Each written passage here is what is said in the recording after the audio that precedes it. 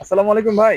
ওয়ালাইকুম আসসালাম। কেমন আছেন? আলহামদুলিল্লাহ ভালো আছি। আপনি ভালো আছেন? জি, আলহামদুলিল্লাহ ভালো আছি। ভাই, আপনি যে তামাকের মাথা ভাঙছেন, কি কারণে তামাকের মাথা ভেঙে দিচ্ছেন? এইটা হচ্ছে তামাকের শীষ ভেঙে দিতে হয়। মাথাটা ভেঙে দিলে উপরের পাতাগুলো বড় হয়ে যায় এবং পাতা পরিপুষ্টতা অর্জন করে।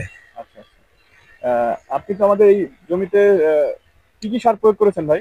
আমি সার প্রয়োগ করেছি প্রথমে পটাশ আর ফসফেট, এরপরে পটাশ, ডিএপি, ফসফেট, ইউরিয়া, তারপরে মিরাকেল গ্রোথ দিয়েছি। হুম, দেখ। আর একেবারে লাস্টে ব্যবহার করছি এটা হচ্ছে বেঙ্গল মিশ্র সার। আহ, বুঝতে পেরেছি।